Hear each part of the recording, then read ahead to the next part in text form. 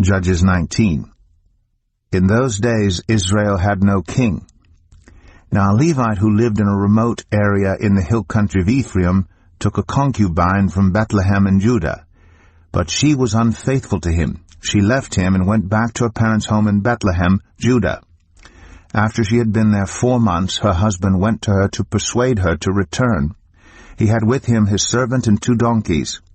She took him into her parents' home, and when her father saw him, he gladly welcomed him.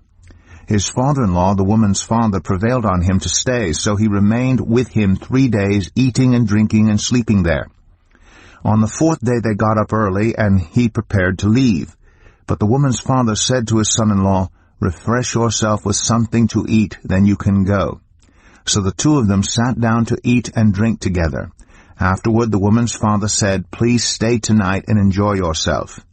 And when the man got up to go, his father-in-law persuaded him, so he stayed there that night. On the morning of the 5th day, when he rose to go, the woman's father said, "Refresh yourself, wait till afternoon." So the 2 of them ate together. Then when the man, with his concubine and his servant, got up to leave, his father-in-law, the woman's father, said, "Now look, it's almost evening. Spend the night here. The day is nearly over. Stay and enjoy yourself. Early tomorrow morning you can get up and be on your way home." But unwilling to stay another night, the man left and went toward Jebus, that is Jerusalem, with his 2 saddled donkeys and his concubine.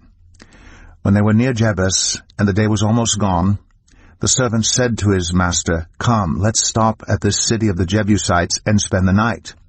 His master replied, "No, we won't go into any city whose people are not Israelites. We will go on to Gibeah." He added, "Come, let's try to reach Gibeah or Ramah and spend the night in one of those places." So they went on, and the sun set as they neared Gibeah in Benjamin. There they stopped to spend the night. They went and sat in the city square, but no one took them in for the night. That evening an old man from the hill country of Ephraim, who was living in Gibeah, the inhabitants of the place were Benjamites, came in from his work in the fields. When he looked and saw the traveler in the city square, the old man asked, "Where are you going? Where did you come from?" He answered, "We are on our way from Bethlehem in Judah to a remote area in the hill country of Ephraim where I live. I have been to Bethlehem in Judah, and now I am going to the house of the Lord. No one has taken me in for the night. We have both straw and fodder for our donkeys, and bread and wine for ourselves, your servants, me, the woman, and the young man with us. We don't need anything." "You're welcome at my house," the old man said. "Let me supply whatever you need. Only don't spend the night in the square."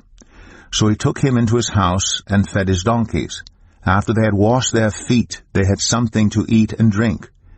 While they were enjoying themselves, some of the wicked men of the city surrounded the house, pounding on the door.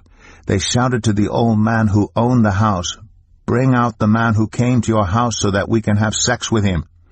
The owner of the house went outside and said to them, "No, my friends, don't be so vile. Since this man is my guest, don't do this outrageous thing. Look, here is my virgin daughter and his concubine. I will bring them out to you now, and you can use them and do to them whatever you wish. But as for this man, don't do such an outrageous thing." But the men would not listen to him. So the man took his concubine and sent her outside to them, and they raped her and abused her throughout the night, and at dawn they let her go.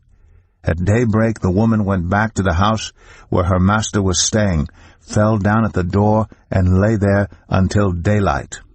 When her master got up in the morning and opened the door of the house and stepped out to continue on his way, there lay his concubine, fallen in the doorway of the house with her hands on the threshold. He said to her, "Get up, let's go." But there was no answer. Then the man put her on his donkey and set out for home. When he reached home, he took a knife and cut up his concubine, limb by limb, into 12 parts, and sent them into all the areas of Israel.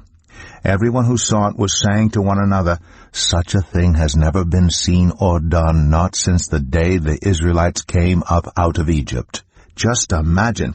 We must do something, so speak up." Judges 20. Then all Israel from Dan to Beersheba and from the land of Gilead came together as one, and assembled before the Lord in Mizpah. The leaders of all the people of the tribes of Israel took their places in the assembly of God's people, 400,000 men armed with swords. The Benjamites heard that the Israelites had gone up to Mizpah. Then the Israelites said, "Tell us how this awful thing happened." So the Levite, the husband of the murdered woman, said, "I and my concubine came to Gibeah in Benjamin to spend the night. During the night the men of Gibeah came after me and surrounded the house, intending to kill me. They raped my concubine, and she died. I took my concubine, cut her into pieces, and sent one piece to each region of Israel's inheritance, because they committed this lewd and outrageous act in Israel. Now all you Israelites, speak up and tell me what you have decided to do." All the men rose up together as one, saying, "None of us will go home. No, not one of us will return to his house. But now this is what we'll do to Gibeah. We'll go up against it in the order decided by casting lots. We'll take 10 men out of every 100 from all the tribes of Israel, and 100 from 1,000, and 1,000 from 10,000 to get provisions for the army. Then, when the army arrives at Gibeah in Benjamin, it can give them what they deserve for this outrageous act done in Israel." So all the Israelites got together and united as one against the city. The tribes of Israel sent messengers throughout the tribe of Benjamin, saying, "What about this awful crime that was committed among you?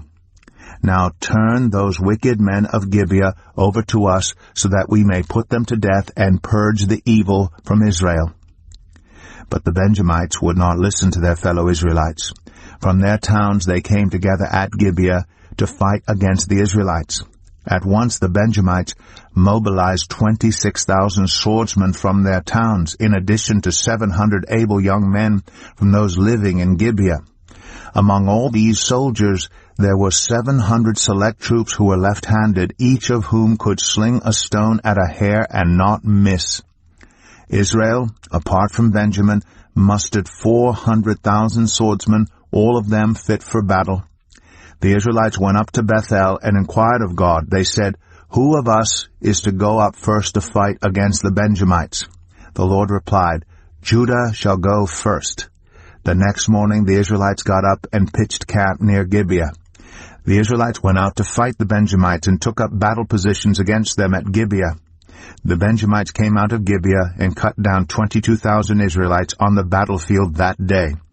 But the Israelites encouraged one another and again took up their positions where they had stationed themselves the first day.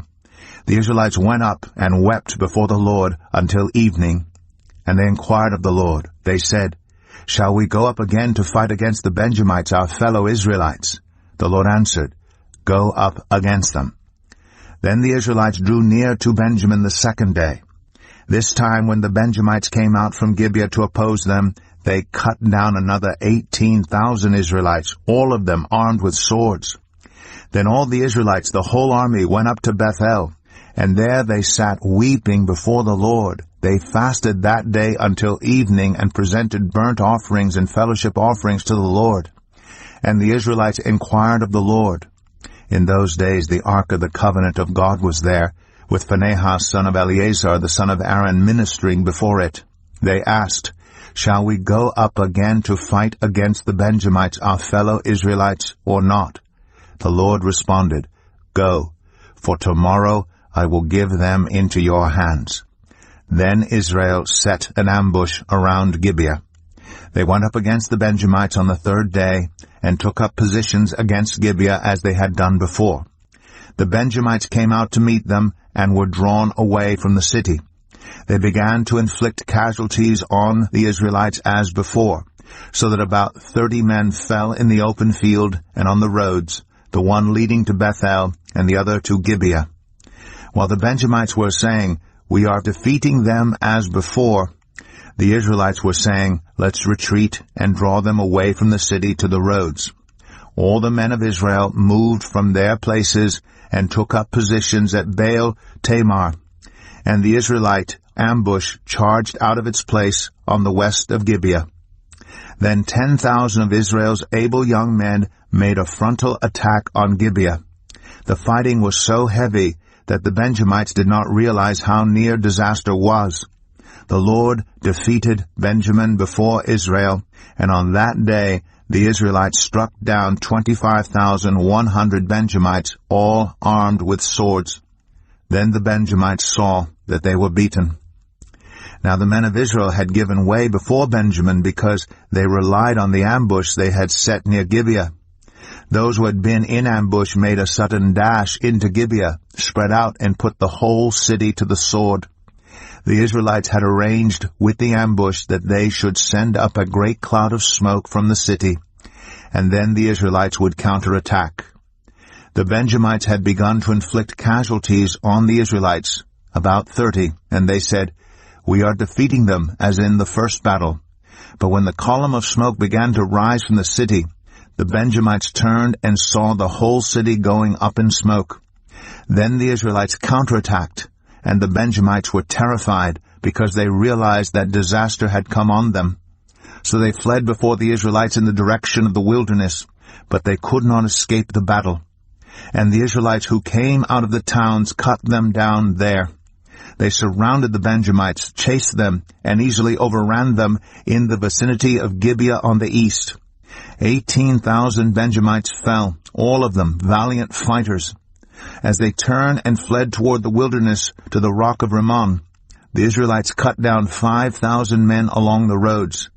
They kept pressing after the Benjamites as far as Gedam, and struck down 2,000 more. On that day 25,000 Benjamite swordsmen fell, all of them valiant fighters. But 600 of them turned and fled into the wilderness to the rock of Rimmon, where they stayed 4 months. The men of Israel went back to Benjamin and put all the towns to the sword, including the animals and everything else they found. All the towns they came across they set on fire. Judges 21. The men of Israel had taken an oath at Mizpah. Not one of us will give his daughter in marriage to a Benjamite. The people went to Bethel, where they sat before God until evening, raising their voices and weeping bitterly. "Lord, God of Israel," they cried, "why has this happened to Israel? Why should one tribe be missing from Israel today?" Early the next day the people built an altar and presented burnt offerings and fellowship offerings. Then the Israelites asked, "Who from all the tribes of Israel has failed to assemble before the Lord?" For they had taken a solemn oath that anyone who failed to assemble before the Lord at Mizpah was to be put to death. Now the Israelites grieved for the tribe of Benjamin, their fellow Israelites. "Today one tribe is cut off from Israel," they said. "How can we provide wives for those who are left, since we have taken an oath by the Lord not to give them any of our daughters in marriage?"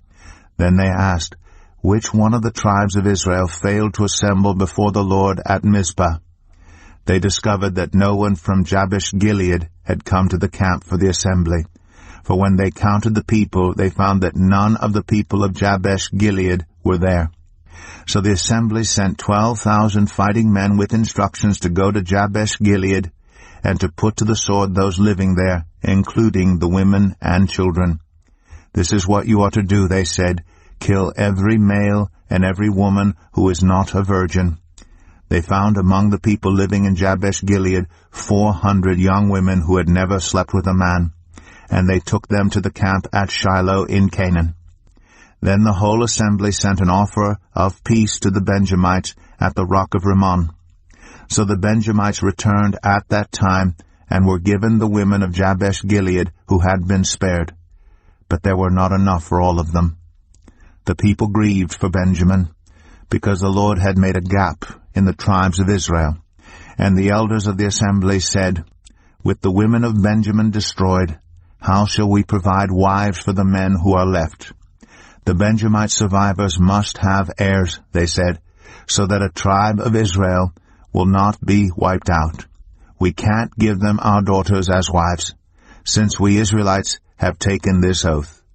Cursed be anyone who gives a wife to a Benjamite. But look, there is the annual festival of the Lord in Shiloh, which lies north of Bethel, east of the road that goes from Bethel to Shechem, and south of Lebanah." So they instructed the Benjamites, saying, "Go and hide in the vineyards and watch. When the young women of Shiloh come out to join in the dancing, rush from the vineyards, and each of you seize one of them to be your wife. Then return to the land of Benjamin. When their fathers or brothers complain to us, we will say to them, do us the favor of helping them, because we did not get wives for them during the war. You will not be guilty of breaking your oath because you did not give your daughters to them. So that is what the Benjamites did. While the young women were dancing, each man caught one and carried her off to be his wife. Then they returned to their inheritance and rebuilt the towns and settled in them.